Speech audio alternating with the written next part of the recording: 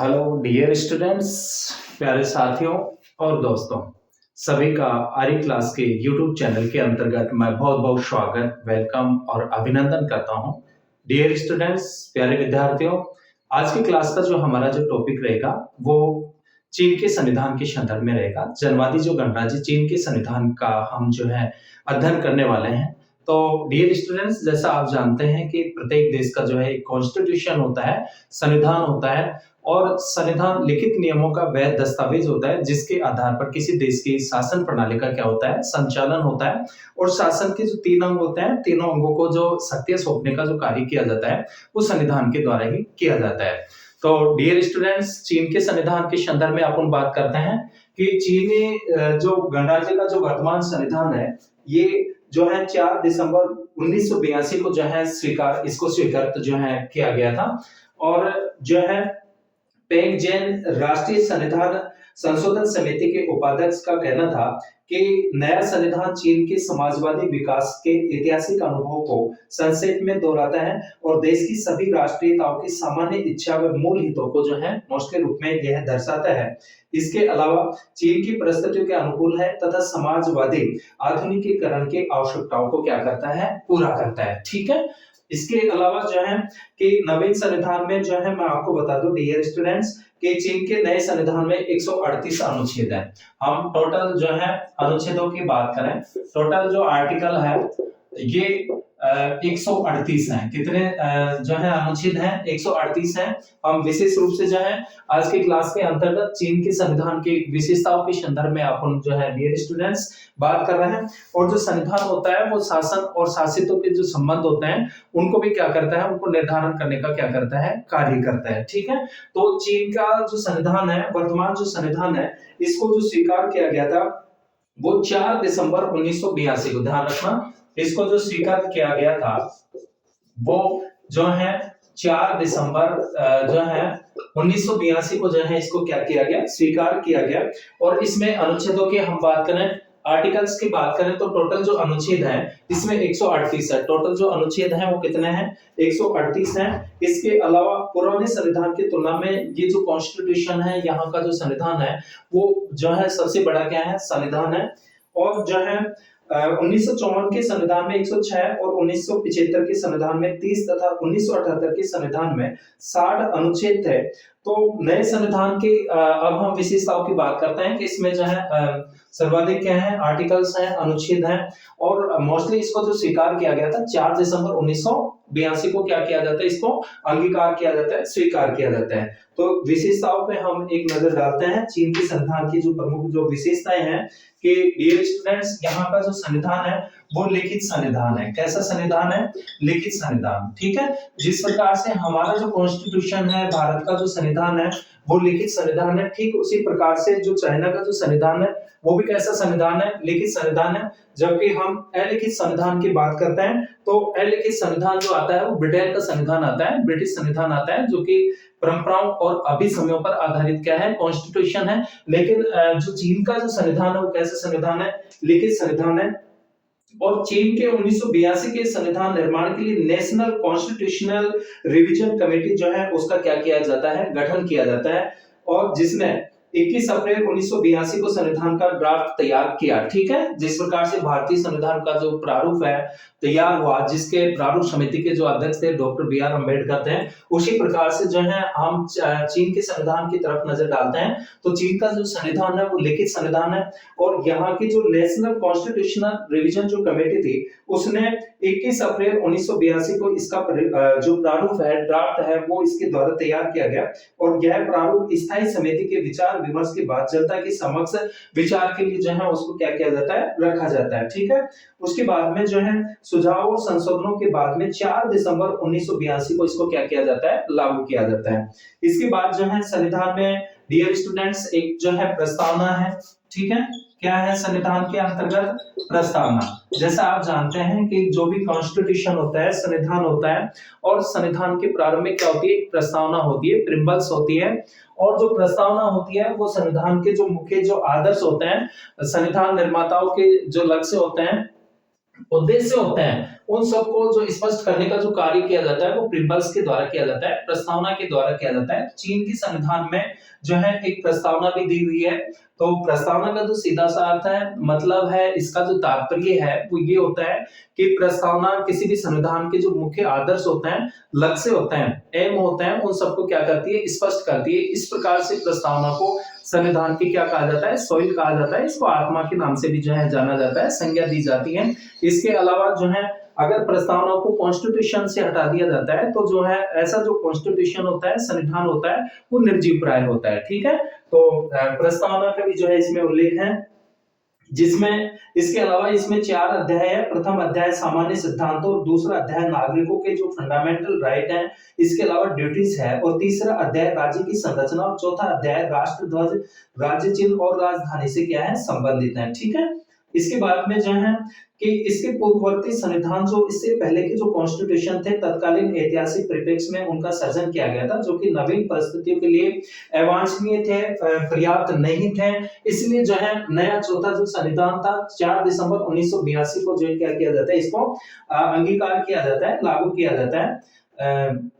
नए संविधान में समय की आवश्यकता के अनुसार परिवर्तन किया गया, और पिछले संविधानों की जो अलगाव की नीति थी उसका त्याग किया गया। सीमित ही सही पर विदेशी निवेश के लिए मार्ग खोला गया। व्यक्तिगत संपत्ति को भी जो है यहाँ पे जो है उसको अप्रूवल किया गया है, स्वीकृति दी गई है। समाजवादी अर्थव्यवस्था के साथ निजी क्षेत्र के लिए भी जो है मौसमी रूप में व्यवस्था की गई है। ठीक है, इसके बाद में हम बात करते हैं नेक्स्ट जो है यहाँ की शासन व्यवस्था के संदर्भ में, जो है संविधान के अंतर्गत ही जो है शासन व्यवस्था, चीन की जो शासन व्यवस्था है, शासन व्यवस्था के संदर्भ में। ठीक है, तो शासन व्यवस्था के संदर्भ में हम बात करें तो मोस्टली रूप में जो है कि कार्यपालिका में एक और राष्ट्रपति है, तो दूसरी ओर क्या है, राज्य परिषद। ठीक है, कार्यपालिका के संदर्भ में बात करें, शासन व्यवस्था में कार्यपालिका, जैसा आप जानते हैं कि जो गवर्नमेंट होती है, सरकार होती है, शासन होती है, मोस्टली रूप में 3 अंगों से मिलकर के बनती है।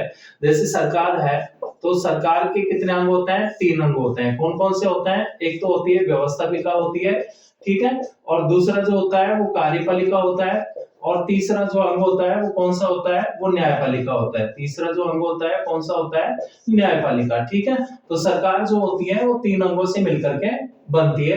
व्यवस्थापिका का जो मोस्टली जो कार्य होता है वो देश के लिए कानून या नियमों का क्या करना होता है, निर्माण करना होता है। और जो कार्यपालिका होती है वो व्यवस्थापिका के द्वारा बनाए गए कानूनों को क्या करती है, लागू करती है। ठीक है, इसके अलावा जो न्यायपालिका है, जुडिशरी है, इसका जो प्रमुख काम होता है वो नागरिकों के मौलिक जो अधिकार होते हैं उनकी रक्षा करती है, कानूनों की व्याख्या करती है, संविधान की व्याख्या करती है। और जो है कोई व्यक्ति जो होता है वो अगर विधि या कानून का उल्लंघन करता है, उसको उल्लंघन करता है, तो निश्चित रूप में जो है उसको दंडित करने का जो काम किया जाता है वो किसके द्वारा किया जाता है, न्यायपालिका के द्वारा किया जाता है। ठीक है, तो कार्यपालिका के संदर्भ में हम बात करें, चीन की जो कार्यपालिका है, यहाँ की जो शासन व्यवस्था है, कि चीन की कार्यपालिका के अंतर्गत कौन कौन आता है, तो मोस्टली रूप में एक और तो कौन है, राष्ट्रपति। एक तो कौन आते हैं यहाँ के जो है राष्ट्रपति कार्यपालिका के अंतर्गत। इसके अलावा जो है दूसरी तरफ क्या है, यहाँ पे राज्य परिषद है, कार्यपालिका के अंतर्गत ही क्या है, राज्य परिषद। ठीक है, एक राष्ट्रपति हो गया, एक राज्य परिषद हो गई, और जिसकी जो अध्यक्षता की जाती है, राज्य परिषद की जो अध्यक्षता जो की जाती है, किसके द्वारा की जाती है, ये पीएम के द्वारा की जाती है। ठीक है, तो ये इस तरह से जो है प्रधानमंत्री यहाँ राज्य परिषद की अध्यक्षता करता है, और राष्ट्रपति के पद की जो शक्तियां घटती बढ़ती रही हैं। वर्तमान में राष्ट्रपति शक्तिशाली है और उसका कार्यकाल भी क्या है, असीमित है। ठीक है, तो चीन में जो व्यापक जो शक्तियां प्रदान की गई, वो किसको प्रदान की गई है, राष्ट्रपति को। इसके अलावा व्यवस्थापिका के संदर्भ में हम बात करें, जो लेजिस्लेटर है, कि यहाँ की जो व्यवस्थापिका है वो एक सदनी है। ठीक है, ध्यान रखना, व्यवस्थापिका, जैसा आप जानते हैं सरकार का जो पहला अंग होता है वो व्यवस्थापिका होता है, और व्यवस्थापिका का जो प्रमुख काम होता है वो कानूनों का क्या करना होता है, निर्माण करना होता है। व्यवस्थापिका को अलग अलग देशों में अलग अलग नामों से जाना जाता है, लेकिन उसका जो मोस्टली जो वर्क होता है, महत्वपूर्ण जो काम होता है, वो देश के लिए जो है कानूनों का क्या करना होता है, निर्माण करना होता है। जैसे हमारे देश में हमारे जो संघ की जो व्यवस्थापिका है, केंद्र की जो व्यवस्थापिका है, उसको संसद के नाम से जाना जाता है, और संसद द्विसदनात्मक है, जैसे लोकसभा है, राज्यसभा है भारत के अंतर्गत। इसके अलावा हम जो है ब्रिटेन के संदर्भ में बात करें तो ब्रिटेन के जो वहां पे भी जो है इसको संसद के नाम से जाना जाता है, ब्रिटिश संसद के नाम से जो है जाना जाता है। जापान में जो है डाइट बोलते हैं, और चीन में जनवादी कांग्रेस के नाम से जो है जाना जाता है। इसके अलावा जो अमेरिका है, अमेरिका में कांग्रेस के नाम से इसको जाना जाता है, लेकिन इसका जो वर्क होता है, काम होता है, वो क्या होता है, देश के लिए कानूनों का क्या करना होता है, निर्माण करना होता है। ठीक है, तो व्यवस्थापिका द्विसदनात्मक भी हो सकती है और एक सदन। तो विशेष रूप से आपको ध्यान रखना है कि जनवादी जो चीन है, चीन की जो व्यवस्थापिका है वो एक सदनी है। ठीक है, क्या है, एक सदनी है, और जिसे राष्ट्रीय जन कांग्रेस के नाम से जाना जाता है। ठीक है, की व्यवस्थापिका को ध्यान रखना, राष्ट्रीय जनवादी या जन कांग्रेस के नाम से इसको जाना जाता है। भारत में क्या बोलते हैं, संसद बोलते हैं। इसके अलावा ब्रिटेन में भी संसद बोलते हैं, जापान में जो है डाइट बोलते हैं, अमेरिका में क्या बोलते हैं, कांग्रेस, और चीन की व्यवस्थापिका को जो है राष्ट्रीय जनवादी कांग्रेस के नाम से जो है जाना जाता है। इसके अलावा जो है गैर वृत्ताकार संस्थाएं जो 5 वर्ष के लिए चुनी जाती हैं। राष्ट्रीय जन कांग्रेस की 70 में नए होने के समय एक स्थायी समिति काम करती है। न्यायपालिका के संदर्भ में बात करें तो न्यायपालिका में शिखर पर सर्वोच्च जन न्यायालय है। चीन में ध्यान रखना, न्यायपालिका के संदर्भ में जो है, अगर हम न्यायपालिका की बात करते हैं तो मोस्टली रूप में न्यायपालिका के अंतर्गत क्या आता है, सर्वोच्च जन न्यायालय। कौन सा न्यायालय, सर्वोच्च जन न्यायालय।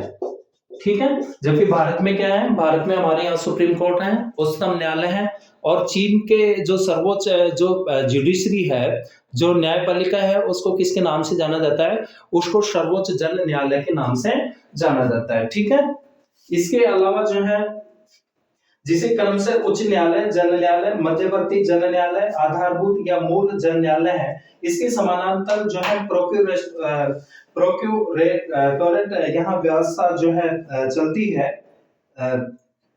तो चीन का जो शासन, जो संचालन है, कार्यपालिका के अंतर्गत कौन कौन आते हैं, राष्ट्रपति, प्रधानमंत्री पर राज्य परिषद, और व्यवस्थापिका कौन है, राष्ट्रीय जन कांग्रेस है। न्यायपालिका में सर्वोच्च न्यायालय, सर्वोच्च जन न्यायवादी संस्थान जो है, जो सुप्रीम है। इसके अलावा यहाँ पर जो है नागरिकों के अधिकार और कर्तव्यों का क्या किया गया, उल्लेख किया गया। ठीक है, चीन के संविधान के अंतर्गत क्या मिलते हैं, नागरिकों के राइट, अधिकार व ड्यूटीज, अधिकार व ड्यूटीज। ठीक है, अधिकार व कर्तव्य। तो संविधान का जो अध्याय 2 है उसमें नागरिकों के अधिकारों पर और कर्तव्यों पर जो है ये आधारित है। अनुच्छेद 33 से लेकर के 56 तक आर्थिक, राजनीतिक, सामाजिक, सांस्कृतिक अधिकारों की लंबी सूची है। इसके साथ संविधान द्वारा कुछ व्यक्तिगत स्वतंत्रताएं भी प्रदान की गई है। 1975 के संविधान में भी नागरिक अधिकारों का, कर्तव्यों का उल्लेख है। इसके अलावा जैसे अधिकारों की बात करें तो समानता और स्वतंत्रता का अधिकार है, सभी नागरिक कानून के समक्ष समान है। इसके अलावा भाषण, प्रेस, सभा, संगठन, जुलूस प्रदर्शन की आजादी का जो है यहाँ का जो कॉन्स्टिट्यूशन है वो मोस्टली रूप में अधिकार प्रदान करता है। धार्मिक स्वतंत्रता का अधिकार है। इसके अलावा महिलाओं को जीवन के सभी क्षेत्रों में राजनीतिक, आर्थिक, सांस्कृतिक, सामाजिक, पारिवारिक जीवन में पुरुषों के समान अधिकार की जो है क्या की गई है, यहाँ पे व्यवस्था की गई है। ठीक है, इसके अलावा राजनीतिक अधिकार भी है, काम पाने का अधिकार है। विशेष रूप से आपको ध्यान रखना है कि अनुच्छेद 42 के अनुसार कार्य करना जनवादी चीन गणराज्य के नागरिकों का अधिकार, साथ ही क्या है, उनकी ड्यूटीज भी है, कर्तव्य भी है, और राज्य के द्वारा नागरिकों को व्यावसायिक प्रशिक्षण की भी जो है क्या की गई है, व्यवस्था की गई है। वृद्ध, बीमार, अपंग लोगों के लिए सामाजिक सुरक्षा की व्यवस्था अनुच्छेद जो है 45 के अंतर्गत की गई है। इसके अलावा शिक्षा का अधिकार और कर्तव्य है कि शिक्षा प्राप्त करना चीनी नागरिकों का अधिकार और कर्तव्य है। वैज्ञानिक शोध, साहित्य, कला का सर्जन, अन्य सांस्कृतिक गतिविधियों का अधिकार अनुच्छेद 47 द्वारा दिया गया है। देश के बाहर रह रहे चीनी नागरिकों के अधिकार व हितों की रक्षा अनुच्छेद 50 के द्वारा चीन के द्वारा की जाती है। ड्यूटीज की बात करें तो अधिकारों की व्यापक सूची के साथ चीन के नवीन संविधान के अनुच्छेद 51, 52, 53, 54, 55, 56 के अंतर्गत नागरिकों से कर्तव्य की क्या की गई है, अपेक्षा की गई है। संविधान में कहा गया है कि विवाह, परिवार, शिशु की देखभाल की सुरक्षा, राज्य द्वारा की जाएगी। नागरिकों की ड्यूटीज हैं कि परिवार नियोजन का पालन करें, बच्चों की शिक्षा का प्रबंध करें, बड़े बच्चों का कर्तव्य है कि वो माता पिता की देखभाल करें, विवाह की स्वतंत्रता का उल्लंघन निषिद्ध है, बच्चों, महिलाओं और बुजुर्गों से दुर्व्यवहार करना यहाँ पे क्या है, मना है। ठीक है। इसके अलावा देश के प्रति नागरिकों के जो कर्तव्य है कि एक नागरिक के अधिकार दूसरे नागरिकों के अधिकारों में बाधा नहीं बने, देश की एकता को बनाए रखें, संविधान व कानून की अनुपालना करें, मातृभूमि की रक्षा, मानव हितों की सुरक्षा करें और मातृभूमि की रक्षा आक्रमण से बचने के लिए सैनिक सेवाओं में शामिल हों और कानून के अनुसार सभी जो वहां के जो सिटीजन हैं, नागरिक हैं, उनको जो है कर अदा करने चाहिए, यानी समय पे जो है उनको टैक्स देना चाहिए। ठीक है। कर, देखिए लगान या कर का जो मतलब होता है कि जो सरकार होती है, सरकार को शासन करने के लिए, शासन चलाने के लिए किसकी आवश्यकता होती है, धन। और धन जो जाता है वो जनता से जाता है, किसके रूप में जाता है, कर के रूप में। तो कर देना भी जो है यहाँ के नागरिकों का जो है कर्तव्य है। दूसरी नेक्स्ट जो हम विशेषता की बात करें तो जो है एकात्मक राज्य है। ठीक है। नेक्स्ट जो विशेषता आती है वो क्या आती है, एकात्मक राज्य। एकात्मक राज्य, संघात्मक नहीं है बल्कि क्या है, एकात्मक है।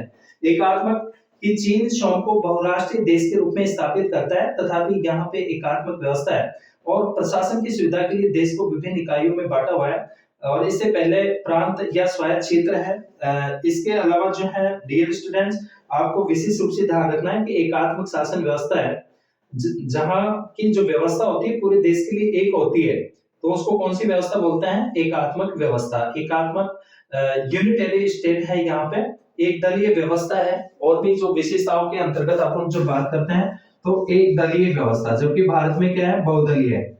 यहाँ पर एक दलीय व्यवस्था है। ठीक है। यानी एक ही राजनीतिक दल क्या है, मोस्टली रूप में सत्ता में काबिज होता है, सत्ता में रहता है, जबकि भारत में बहुदलीय है। इसके अलावा ब्रिटेन में जो है हम बात करें तो द्विदलीय, अमेरिका में क्या है, द्विदलीय, और यहाँ पर क्या है, एक दलीय है। और एक दलीय जो है वो कौन सा दल है, साम्यवादी दल। कौन सा दल है, साम्यवादी दल। ठीक है। ये विशेष रूप से आपको ध्यान रखना है, साम्यवादी दल है। चीन में साम्यवादी दल सर्वे सर्वा है। यद्यपि कुछ दल अस्तित्व में हैं, पर उनकी भूमिका भी जो है साम्यवादी दल के द्वारा ही क्या होती है, निर्धारित होती है। इसके अलावा जनता की जो सत्ता है, जनता की सत्ता सैद्धांतिक रूप में चीन में अंतिम सत्ता जनता के हाथ में है। ऐसा संविधान के अनुच्छेद 2 में स्पष्ट कहा गया है। राष्ट्रीय व अन्य स्तरों पर गठित कांग्रेस के माध्यम से जनता इस शक्तियों का क्या करती है, प्रयोग करती है। प्रजातांत्रिक केंद्रवाद है। डियर स्टूडेंट्स, चीन के नवीन संविधान का अनुच्छेद 3 में प्रजातांत्रिक केंद्रवाद के सिद्धांत को अपनाने को जो है स्वीकार करता है। माओ से तुमने इस सिद्धांत को थोड़ा और स्पष्ट करते हुए कहा कि प्रजातंत्र के आधार पर केंद्रीकरण और केंद्र निर्देशित प्रजातंत्र है और प्रशासन का आधारभूत जो सिद्धांत है कि सभी प्रादेशिक इकाइयां अपने अपने क्षेत्र में कार्य करते रहें और वो केंद्रीय सत्ता के किसमें रहें, नियंत्रण में रहें। इसके अलावा हम नेक्स्ट विशेषता की बात करें चीन के संविधान की, तो चीन का जो संविधान है वो कौन सा संविधान है, कठोर संविधान है। ठीक है। जैसे भारत का हमारा जो संविधान है वो उसमें दोनों विशेषताएं हैं कि लचीले और कठोरपन का समन्वय पाया जाता है। भारतीय संविधान कठोर भी है तो क्या है, लचीला है। जबकि अमेरिका के संविधान की बात करें तो अमेरिका का संविधान कैसा है, कठोर संविधान है। और जो चीन का जो संविधान है वो भी कैसा संविधान है, वो कठोर संविधान है। कठोर संविधान का जो मतलब होता है आप सभी जानते हैं, कठोर संविधान। कठोर संविधान वह संविधान होता है जिसमें संशोधन की जो प्रक्रिया होती है वो क्या होती है, वो जटिल होती है। ठीक है। कि जो संशोधन करने का जो कार्य होता है, संशोधन की जो प्रक्रिया होती है वो संविधान में आसानी से संशोधन नहीं किए जा सकते, इसके लिए एक जटिल प्रक्रिया को अपनाया जाता है। तो अमेरिका, यहाँ का जो चीन का संविधान है कैसा संविधान है, कठोर संविधान है। और संविधान के अनुच्छेद 64 के अनुसार संशोधन का प्रस्ताव जो है राष्ट्रीय जन कांग्रेस की स्थायी समिति या राष्ट्रीय जन कांग्रेस के कुल सदस्यों के 5वें हिस्से से अधिक सदस्यों द्वारा किया जाना चाहिए। उसके बाद उस प्रस्ताव को राष्ट्रीय जन कांग्रेस के 2/3 बहुमत से स्वीकार होना क्या होता है, आवश्यक होता है। इस प्रकार चीन में संविधान संशोधन की प्रक्रिया जटिल तो है ही, साथ ही यह साम्यवादी दल की इच्छा पर भी क्या करता है, निर्भर करता है। नेक्स्ट, बहुराष्ट्रीय राज्य। नेक्स्ट जो विशेषता है बहुराष्ट्रीय राज्य, ठीक है। बहुराष्ट्रीय राज्य कि लगभग जो है 140 करोड़ की आबादी वाले चीन में अधिकतम लोग हान जाति के हैं और अन्य विविधता राष्ट्रीयता के लोग यहाँ निवास करते हैं। प्रस्तावना में स्पष्ट रूप से कहा गया है कि चीन एक बहुराष्ट्रीय राज्य है जिसे सभी राष्ट्रीयता के लोगों ने मिलकर के बनाया है। संविधान द्वारा किसी भी राष्ट्रीयता के प्रति भेदभाव और द्वेष से रखने को जो है क्या माना गया है, दंडनीय माना गया है। उसके बाद में समाजवादी राज्य और अर्थव्यवस्था, यहाँ पे नेक्स्ट जो विशेषता है समाजवादी राज्य, समाजवादी राज्य, ठीक है। समाजवादी राज्य के जो चीन है अपने को समाजवादी राज्य जो है घोषित करता है और जो जनता के जनवादी अधिनायक तंत्र द्वारा संचालित है। इसका नेतृत्व मजदूर वर्ग करता है और मजदूर व किसानों के बीच मैत्री संबंध है। इस व्यवस्था में किसान व मजदूर जमींदार साम्राज्यवादियों तथा प्रतिक्रियावादी पूंजीपतियों पर नियंत्रण रखते हैं। समस्त शक्ति जनता के हाथ में है। इस शक्ति का प्रयोग जनता द्वारा साम्यवादी दल की रेख में करना क्या है, आवश्यक है। और नियोजित अर्थव्यवस्था है। चीन में भी प्रारंभ से इस व्यवस्था को अपनाया गया है। खेती व उद्योगों को सार्वजनिक क्षेत्र के नियंत्रण में रखा गया है। कुछ शर्तों के साथ निजी व्यवसाय की आजादी है, पर उसी कानून की सीमा के अंदर ही जो है क्या किया जा सकता है, लागू किया जा सकता है। इसके अलावा और जो महत्वपूर्ण जो विशेषता है केंद्रीय सैनिक आयोग, ठीक है। कौन सा आयोग? केंद्रीय सैनिक आयोग की स्थापना की गई। केंद्रीय सैनिक आयोग, केंद्रीय सैनिक आयोग जो सेंट्रल मिलिट्री कमीशन है, चीन के नए संविधान में पहली बार एक केंद्रीय सैनिक आयोग का क्या किया गया है, प्रावधान किया गया है। और जो पहले के किसी भी संविधान में नहीं है। इस आयोग का जो दायित्व होता है वो देश की सेना को निर्देशित जो है करना होता है, ठीक है। देश की सेना को निर्देश डायरेक्शन देने का जो कार्य किया जाता है वो किसके द्वारा किया जाता है, केंद्रीय सैनिक आयोग के द्वारा किया जाता है। इसके अलावा जो है इस आयोग के विभिन्न अधीनस्थ विभाग होते हैं जिनकी सहायता से अपना दायित्व निभाता है। जैसे ज्वाइंट स्टाफ डिपार्टमेंट है, पॉलिटिकल वर्क डिपार्टमेंट है, इक्विपमेंट डेवलपमेंट डिपार्टमेंट है, ट्रेनिंग एंड एडमिनिस्ट्रेशन डिपार्टमेंट है। सभापति उपसभापति अन्य सदस्य से मिलकर के इस आयोग का गठन किया जाता है और सभापति का चयन राष्ट्रीय जन कांग्रेस द्वारा किया जाता है। सभापति राष्ट्रीय जन कांग्रेस तथा उसकी स्थायी समिति के प्रति क्या होता है, उत्तरदायी होता है। और आयोग का जो कार्यकाल होता है वो 5 वर्ष का होता है। ये आपको विशेष रूप से ध्यान रखना है कि इसका जो कार्यकाल होता है, कार्यकाल, ठीक है, कितने वर्ष होता है, 5 इयर्स होता है। इसके अलावा जो है इसका कार्यकाल कितना होता है, 5 वर्ष होता है। और आयोग द्वारा ही उच्च पदों पर भर्ती की जाती है जो अधिकतर वरिष्ठ जनरल होता है। महत्वपूर्ण पदों पर दल के वरिष्ठ सदस्यों की नियुक्ति की जाती है। और इसका जो मुख्यालय है केंद्रीय सैनिक आयोग का, वो कहां पे है, ये बीजिंग में है, ठीक है। कहां पे है, बीजिंग में, ध्यान रखना। केंद्रीय सैनिक आयोग का गठन कहां किया गया, किस संविधान के अंतर्गत, तो चीनी जो जनवादी गणराज्य है चीन के संविधान में केंद्रीय सैनिक आयोग का जो है क्या किया गया है, प्रावधान किया गया है। इसके अलावा यहाँ की जो न्यायपालिका है, जुडिशरी है, वो स्वतंत्र नहीं है। ये विशेष रूप से आपको ध्यान रखना है। न्यायपालिका जो है स्वतंत्र नहीं है, स्वतंत्र नहीं है। जबकि भारत के जो न्यायपालिका वो कैसी है, स्वतंत्र है। अमेरिका की जो न्यायपालिका है वो कैसी है, वो स्वतंत्र है। और स्वतंत्र न्यायपालिका का जो मतलब होता है कि ऐसी जो जुडिशरी होती है, न्यायपालिका होती है, जो व्यवस्थापिका और कार्यपालिका के नियंत्रण से मुक्त होती है, उसको हम कौन सी न्यायपालिका बोलते हैं, स्वतंत्र न्यायपालिका बोलते हैं। जैसे हमारे जो न्यायपालिका है, अमेरिका में जो न्यायपालिका है उसको न्यायिक पुनरावलोकन का अधिकार दिया गया है। फॉर एग्जांपल हम बात करें न्यायपालिका के संदर्भ में, तो न्यायिक पुनरावलोकन, जुडिशियल रिव्यू, न्यायिक पुनरावलोकन। और न्यायिक पुनरावलोकन न्यायालय की वह शक्ति होती है, न्यायपालिका की वह शक्ति होती है जिसके माध्यम से जो न्यायालय होता है वो व्यवस्थापिका के द्वारा बनाए गए कानून और कार्यपालिका के द्वारा लागू किए गए कानूनों की क्या करता है, जांच करता है, समीक्षा करता है। और उसको ऐसा लगता है कि जो कानून बनाए गए हैं, जो लागू किए गए हैं, इस संविधान के विरुद्ध है, ये नागरिकों के मूल अधिकारों में बाधा डालते हैं, तो ऐसे कानूनों को रद्द या शून्य घोषित करने का जो अधिकार होता है वो किसको होता है, वो कोर्ट को होता है, न्यायालय को होता है। और न्यायालय की इस शक्ति को जो है न्यायिक पुनरावलोकन के नाम से जाना जाता है। लेकिन चीन के संविधान के अंतर्गत न्यायपालिका को ऐसी स्थिति प्रदान नहीं की गई है। इस प्रकार से यहाँ की जो न्यायपालिका है वो स्वतंत्र नहीं है। नो इंडिपेंडेंस ऑफ जुडिशरी, यानी न्यायपालिका की स्वतंत्रता यहाँ पर नहीं है। कि चीन में न्यायपालिका स्वतंत्र रूप से कार्य नहीं करती जैसे कि अन्य प्रजातांत्रिक देशों में न्यायपालिकाएं करती हैं। प्रजातांत्रिक देशों में न्यायपालिका का स्वतंत्र होना अति क्या होता है, आवश्यक होता है, जबकि यहाँ पे ऐसा नहीं है। यहाँ की न्यायपालिका की स्थिति अधीनस्थ जैसी है, जिसका उद्देश्य राज्य के राजनीतिक लक्ष्यों को पूरा करने में सहायक होना है, और सर्वोच्च जनवादी न्यायालय राष्ट्रीय जनवादी कांग्रेस के प्रति उत्तरदायी है। न्यायपालिका में शक्ति का केंद्रीकरण है।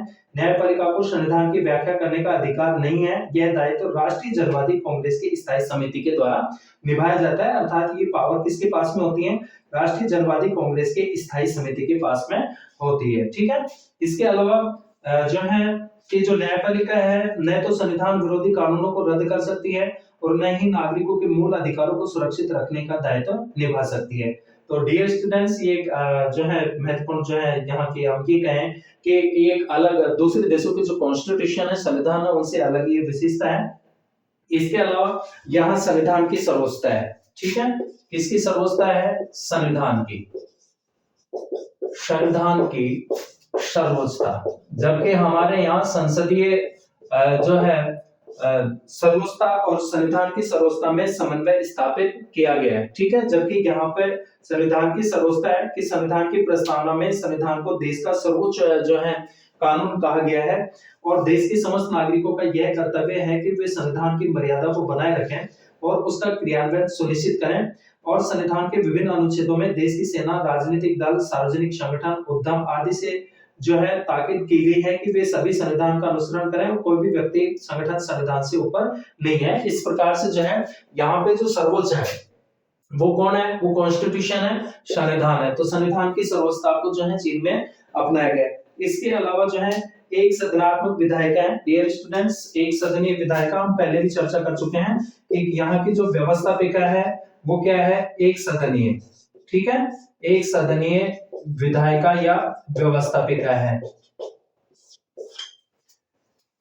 चीन की विधायिका राष्ट्रीय जन कांग्रेस एक सदनात्मक है और यह व्यवस्था संविधान के अनुच्छेद 58 के द्वारा की गई है। राष्ट्रीय जन कांग्रेस का कार्यकाल 5 वर्ष का है और जिसकी बैठक वर्ष में एक बार होना आवश्यक है। बैठकों के अंतराल में काम के सुचारू संचालन के लिए तुलनात्मक रूप से एक छोटी इकाई स्थायी समिति की भी जो है क्या की गई है, व्यवस्था की गई है। इसके अलावा जनमुक्ति सेना व खुफिया पुलिस, जन मुक्ति सेना व खुफिया पुलिस, जन मुक्ति सेना व खुफिया पुलिस, ठीक है,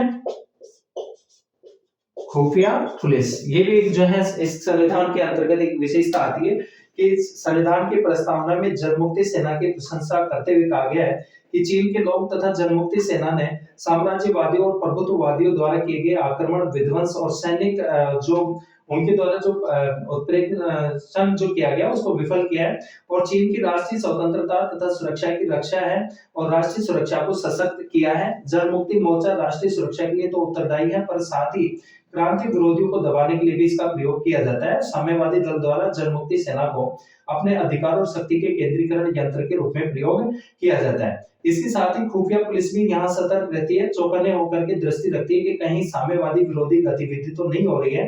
क्रांति विरोधी गतिविधियों को पहचानना, उन्हें उभरने न देना खुफिया पुलिस का क्या है, मोस्टली वर्क है, इसका प्रमुख कार्य है। इसके पास पहचान, जांच, सजा देने का अधिकार है और इनकी गतिविधियां प्रकाश में नहीं आ पाती क्योंकि सभी कार्यवाहियां अत्यंत गोपनीय रूप से की जाती है। सजा देने के अन्य साधनों में से बंधुआ मजदूरी भी जो है यहाँ पे आती है। ठीक है, तो प्यारे विद्यार्थियों, सभी मित्रों और साथियों, आज की क्लास के अंतर्गत हमने मोस्टली रूप में चीन का जो जनवादी चीन गणराज्य का जो वर्तमान संविधान है 1982 का, उसके मोस्टली जो विशेषताएं हैं उसके हमने जो है आज की क्लास के अंतर्गत जो है महत्वपूर्ण बिंदु पे जो है चर्चा की है, बात की है। निश्चित रूप में ये क्लास जो है आपके लिए उपयोगी होगी। मिलते हैं नेक्स्ट क्लास में नए टॉपिक के साथ में, और भी हम जो है विभिन्न देशों के संविधानों की जो प्रमुख जो व्यवस्थाएं हैं उनके संदर्भ में अपन चर्चाएं करेंगे। तब तक सभी विद्यार्थियों का बहुत बहुत थैंक यू।